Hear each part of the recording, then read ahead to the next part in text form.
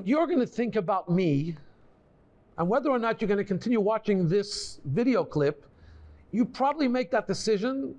That's what today, conventional wisdom says. You probably make that decision within the first few seconds. So I have a couple of seconds, they call it a hook, to get you hooked. You should want to continue to watch the next few minutes. So think about this. Think about this. In the temple, how am I going to connect this to the Beit HaMikdash? Yes, there was an altar, a mizbeach. On that altar, there were sacrifices brought every day.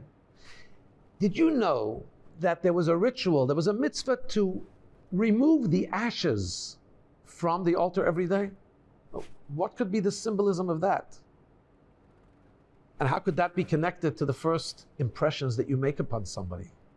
There's a law in the Torah that says, never remind somebody about the bad days, about their misdeeds. Let's say, somebody in his teens or his early adolescence acted out, and they weren't such a good person.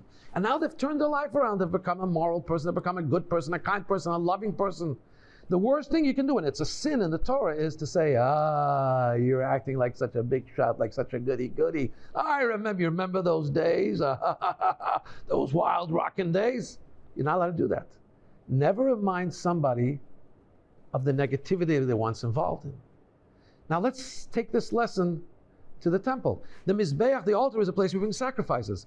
One of the prime reasons for bringing a sacrifice, the word means korban, means coming closer to God, is to bring yourself closer to God, to turn away from misdeeds, and if you did something wrong, to kind of say, Hashem, I want to come closer to you, and I know certain things I may deserve certain things to happen to me, but I'm going to bring, in your great kindness, you gave us the mitzvah of being able to bring an animal sacrifice. I'm going to bring that sacrifice symbolic of what I'm feeling, and that is that I should really be brought closer to God, ascend to God. And now, how effective was I? So God says, I'm going to make a mitzvah. That remaining ash, that residue, that physical reminder of the sin you're trying to wipe away is not going to stay on the altar in my presence. I'm going to move it off. Because we need to be able to look at people not for what they once did. So I don't know what you thought about me at the beginning of the video, but you need to be able to judge people by where they proceed to.